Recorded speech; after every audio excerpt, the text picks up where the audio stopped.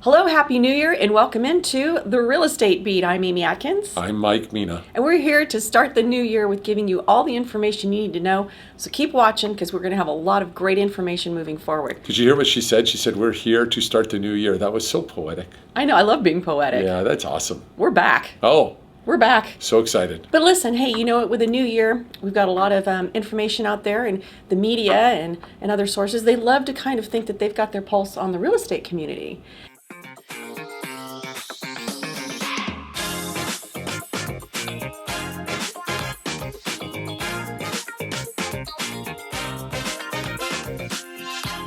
I get clients every day say, this morning I had the client that said, my accountant said that interest rates are going to increase next year. And I said, well, if interest rates increase this year, meaning next year or whatever the heck he said, I said, if interest rates go up, don't you think it's better to lock into an interest rate today than it would be later? He goes, well, then that means prices will go down. I said, in what world is he living in that he thinks prices are really going to go down?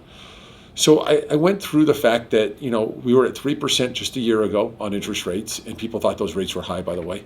And we jumped up as high as 7% plus. We're in the low sixes right now, and prices declined by 10%.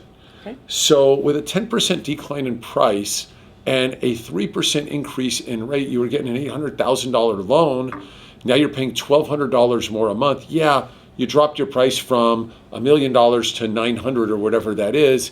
That dropped maybe $600 of that $1,000 off or $1,200 off. So basically you're paying halfway more, I guess is what you would say. I don't know if you can call that halfway more. We're just going to go, that's a new term that we're using. Yeah. Halfway more. So what happens if interest rates go to 7, 8, 9? Do you think we're going to all of a sudden see payments that prices drop? I mean, maybe they'll drop slightly, but maybe another 3 or 4%. You look at a lot of data, as do I, and have you ever seen historically where all of a sudden they've just, plummeted when we've had this happen? Well, yes, if we had too much inventory, if builders overbuilt, that's one thing, but builders haven't overbuilt. We are short on homes everywhere. Yeah, let's talk about inventory. Okay, what about inventory? Okay, yeah. Do we have an enormous supply of homes right now for everybody that wants to buy one? My God, yeah, we have enough homes for like 1 out of 50 people. It's fantastic. It's we have like way 6 too much inventory. million short. Yeah. And how much of that is California? A good percentage of that. Yeah. And yeah, we've got maps that show that California is way upside down on what they need for housing. But again, so go to your local area and look at what your inventory is. Ask the local agents, what is the normal amount of inventory for this time of year? Or what is the normal amount of inventory? I know where we sit right here in our valley, we're way below, probably 25% of what we need for a balanced market, maybe 40% of what we need for a balanced market. And it's not going to change anytime soon. There's just not enough. So one of the reasons why people are sitting in a house is because they have a low interest rate right now. Mm-hmm. I have had more clients call me and say, Mike, I'm going to hold my house and I'm going to buy something bigger, better, and explain to me why it makes sense to own a rental property. And I say, well, if you have a 2.5% or 3% interest rate, I cannot argue with you keeping that property as a rental, and you're going to be able to offset that other mortgage by doing that. So that makes sense. If I'm a realtor, I've got a tough time walking into a client's house and saying, yeah, you should sell, take that $400,000 and move up, or keep that $400,000 in equity and make money on your rental here and pay a little bit more and get a nice tax write-off on the other house. Plus you get all the tax write-offs and depreciation and all this other stuff on the property you're departing. So those are reasons of why. So I understand why we would go in that way. Then, this price increase. So let's say, for instance, prices do go down 10% and interest rates go to 10%. Wouldn't you rather have a house today at a 6% rate than tomorrow at a 10? Always, because there's something called refinancing that you can do down the line. Because you don't think that 10% is just what the future is and then we're going to 14 and 20? Right, and they just need to understand it's not a forever thing. You can always refinance when they come down. And I keep thinking, my God, a client today is like, well, inflation's out of control.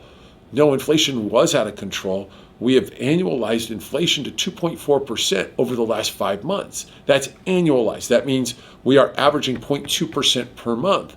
That means if we have 7 more months of that, we're going to have a 12-month period of 2.4%, which still isn't where they want it to be. They want it to be at a 2% annual. But it's within range of where they want it to be. Correct. We're pretty close. And obviously you ask for more, and then, eventually you take what you got and you go, this is way better than what we thought. So you and I were having a conversation here before we started filming this about conversations that people need to have and how we just need to kind of change the narrative. And you can only do what you can do, but we have a whole real estate community out there that just kind of goes, I don't know what to say.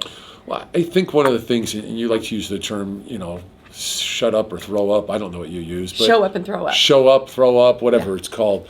But what I like to say is imagine being on the other line. And I sent an email before I left on Friday, and one of the clients like, yeah, I don't think this is the right time to buy. And I sent him an email back going, well, these are the reasons why I think it is, blah, blah, blah, blah, blah, blah, blah, blah. And I touched on all those points, and he's coming in this Friday to sit down with me and meet and go over all of those reasons. Well, from dead to alive is what we brought him. Now, I'm not saying every lender is poor and doesn't do a good job of that, but I guarantee you a lot of lenders will just look at that and go, oh, I guess they don't want to buy now. I don't look at it that way. You're a fool if you don't buy this year. You're a fool if you're renting, okay? Rents are going up, rents are going up, rents are going up. Nothing is stopping that, okay? You are not building equity in your life if you are renting. That's just what it comes down to. And then you get frustrated. So why am I telling you you should do this now? Mr. Smith, Mr. Jones, Mrs. Smith, Mrs. Jones, whatever it is. It's because I think this is a good time, and it's an opportunity to be a buyer versus a bidder. Well, and you're happy to have a conversation with anybody that would like to get better at explaining this. Yeah, and again, I'm happy to tell all of my clients this, and we will have these conversations with them, but I'm happy to talk to my agents about this. I'm happy to talk their clients off the wall. Here's the one thing, and we were talking about this weekend, it says, once a client is already turned off, meaning I have shut it off, I'm going to go re-sign a lease for another 1 year, and they have made that decision, try to convert them back. So that's why we try to give all the data right up front of this is what your payment is, this is what your tax incentive is, this is what this is what that is, and we have their respect in their ear, and we go, okay, this is where you're at. And they go, well, I'm not so sure. You're not so sure, but I am, and this is why. And then that's what we have to come back with. Or they go to the internet lender or the credit union or the bank, and what are those people saying? Oh, it's okay, I get a paycheck either way. If you're a real estate agent and you're kind of thinking, I'd like to be better at explaining this, and I'd also kind of like to have someone, a lender like Mike, on my side that can kind of tag team and explain this, they can do that. They can reach out to you. They can totally reach So out why to wouldn't you? Yeah. Make that one of your New Year's resolutions is to get better at having these conversations. Yeah, a revelation about a resolution is fantastic. Oh my God, that was amazing. That would be a great resolution to have, though, is to get better at having these conversations. Be a rebel and use me for your resolution. A rebellion resolution.